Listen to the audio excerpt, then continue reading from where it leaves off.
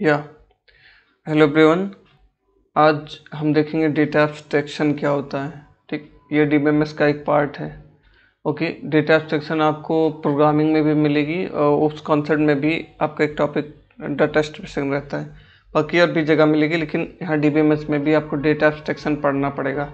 लेकिन जहाँ भी डेटा एब्स्ट्रैक्शन आपको मिलेगा वहाँ आप ये देखिएगा ये चीज़ कॉमन मिलेगी। जैसे देखिए डेटा एब्स्ट्रैक्शन क्या होता है भी समझ में आ जाएगा, तो आपको पता चल जाएगा कि हाँ हर जगह ज़्यादातर जगह डेटा एब्स्ट्रैक्शन ही होता है। Data abstraction is a process of hiding unwanted और irrelevant detail from the end user. End user मतलब कस्टमर, जो किसी प्रोडक्ट को या किसी वेबसाइट को, किसी एप्लीकेशन को यूज़ करने वाला, जो मतलब कस्टमर जो होता है, ओके, वो एंड यूजर होता है। तो एग्जांपल के लिए अगर हम कोई शॉपिंग करते हैं, एग्जांपल के लिए किसी भी ऑनलाइन शॉपिंग साइट से, तो जब हम शॉपिंग करते हैं तो हमने क्या किया, पेमेंट किया और उस पेमेंट पे कर दिया साइट पे, और फिर वो पेमेंट डन होके आपको जो है डिलीवरी डेट वगैरह सब कुछ मिल जाती है। लेकिन हमने तो क्या किया, हमने सिंपली प्रोडक्ट बाय नाउ करके पेमेंट कर दिया, और फिर हमको एक मैसेज मिल गया कि आपका पेमेंट हो गया, पैसे कट गए और आपका प्रोडक्ट जो है ऑर्डर हो गया। लेकिन इतने इन सब के प्रोसेस में बैकग्राउंड में बहुत सारी चीज़ें हुई। आपने क्लिक किया, क्लिक पे एक इवेंट बना, उस इवेंट के बाद क्या हुआ कि सर्वर पे रिक्वेस्ट गई, रिक्वेस्ट होने के बाद वहाँ पे जो है डेटाबेस में कैलकुलेशन हुआ, फिर उसके बाद एक नई स्क्रीन आपके सामने बन के आई। तो जो अंदर मतलब आपको केवल वही चीज़ दिखी जो आपके लिए यूज़फुल थी कि सिंपल ऑर्डर करो और फिर वो ऑर्डर पेमेंट करने के बाद सक्सेसफुल हो जाएगा। लेकिन उसके अलावा भी बैकग्राउंड में बहुत सारी चीज़ें होती हैं। तो ये जो केवल जो ज़रूरी अनवांटेड चीज़ों को हाइड कर दिया जाए और जो ज़रूरत की चीज़ें वही कस्टमर को दिखाया जाए, वो होता है डेटा एब्स्ट्रैक्शन। ओके, तो दूसरा एग्जांपल अगर ले लें, कॉलेज की वेबसाइट में आप अगर लॉगिन करते हैं तो केवल आपकी डिटेल आपको दिखेंगी, जबकि उसी डेटाबेस में हर स्टूडेंट की, टीचर की और भी कॉलेज की डिटेल्स पड़े होंगे पूरे डेटाबेस में, लेकिन आपको केवल अपनी डिटेल दिखेगी। तो वो एक डेटा एब्स्ट्रैक्शन का एग्जाम्पल है। आगे बढ़ते हैं। It provides a different view and help in achieving data independence which is use to enhance the security of data. ये एक डिफरेंट व्यू प्रोवाइड करता है और अचीव डेटा इंडिपेंडेंस अचीव करने में हेल्प करता है। अब डेटा इंडिपेंडेंस का यहाँ पे क्या मतलब है, देखो डेटा इंडिपेंडेंस जैसे वर्ड से क्लियर है। Data means data, independence means dependency, ठीक, एक दूसरे के ऊपर। Okay, which is use to enhance the security of data. अब डेटा इंडिपेंडेंस का एक अगर एग्जांपल देखा जाए तो जैसे, हाँ एग्जांपल एक ले लेते हैं। जैसे फॉर एग्जांपल आपने किसी सोशल साइट पे जो है पेमेंट कर दिया, ठीक, तो आपके अकाउंट में मान लीजिए 1000 रुपीज़ थे, आपने 100 का 900 हो गया। आप अगर किसी अदर साइट पे भी पेमेंट करेंगे तो उसको पता होना चाहिए कि हाँ आपके अकाउंट में एग्जैक्ट कितने रुपए जो है 1000 में से 900 डिडक्ट हो चुके हैं। तो मतलब अगर एक जगह चेंज होता है तो उसका फिर बाकी जगह भी दिखना चाहिए। ओके, ये मतलब डेटा एक दूसरे पे डिपेंड होता है।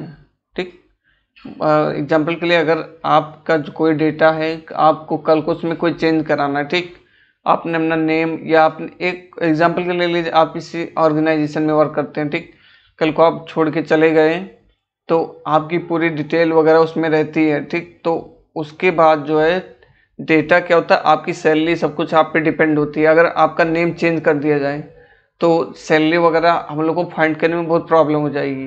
ओके, मिसमैच होने लगेगा। तो सिंपल वर्ड्स में अगर कहें, डेटा का एक दूसरे के ऊपर डिपेंडेंसीज होते हैं, वो डेटा इंडिपेंडेंस कहलाता है। ओके, मतलब कि ऐसा होना चाहिए कि अगर एक जगह चेंज हो तो बाकी जगह इफेक्ट ना करे, ठीक। तो ये जो है इंडिपेंडेंस होता है कि इसका बहुत ध्यान रखा जाता है डेटाबेस में, ठीक, which is use to enhance the security, और इससे डेटा की सिक्योरिटी भी बनी रहती है।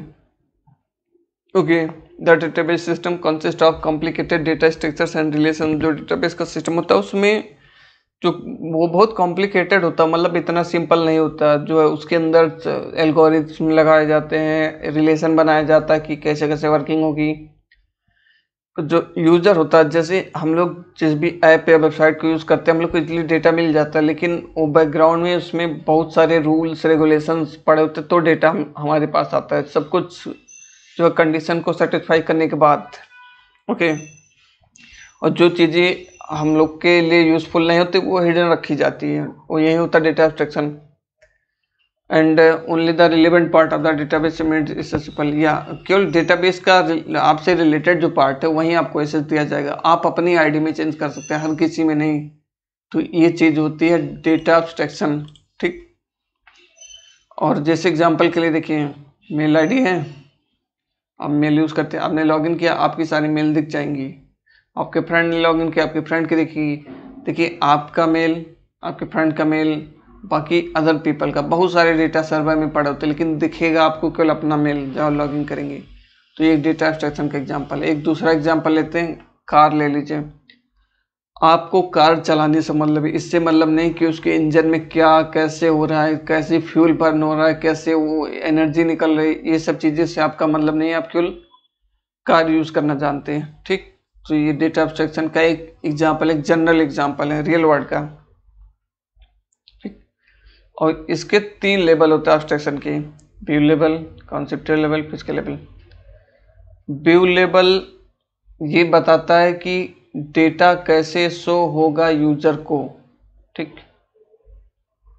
अब शो होने का मतलब, जैसे हम किसी वेबसाइट पे या कॉलेज की वेबसाइट पे हम लॉगिन करते हैं, तो सिंपली हम लोग का डिटेल जो है हम लॉगिन करेंगे, शो हो जाएगा।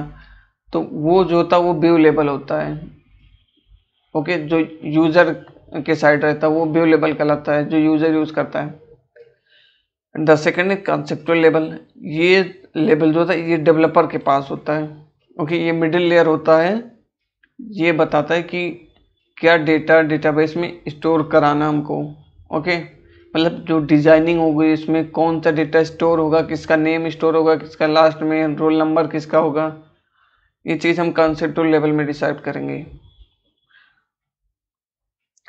और फिजिकल लेवल मतलब डेटा जैसे आपका कहाँ स्टोर होगा, वो लोकेशन क्या होगी। एग्जांपल के लिए आप किसी सर्वर में स्टोर कराएंगे, अपने डेस्कटॉप में करेंगे, मीन्स लोकेशन। फॉर एग्जांपल ऐसे ले लीजिए, आप सीडी ड्राइव में डेटा स्टोर करते हैं, पेन ड्राइव में, मेमोरी कार्ड में, एसएसडी में, हार्ड डिस्क में, तो ये चीज़ जो होती है ये फिजिकल लेवल में आती है। Okay, the lowest level of all, ये सबसे लोएस्ट लेवल होता है। It tells you that data is actually stored, tell the actual location of the data that is being stored by the user. Okay, ये बताता है कि actually data store कहाँ हो रहा है, ठीक। ये होता है फिजिकल, मतलब फिजिकली। आजकल के टाइम में अगर देखा जाए तो हम लोग के वेबसाइट का जो डेटा होता है वो सर्वर में स्टोर होता है, जो बड़े बड़े कंप्यूटर्स होते हैं, ठीक। तो होता है फिजिकल लेवल। ओके।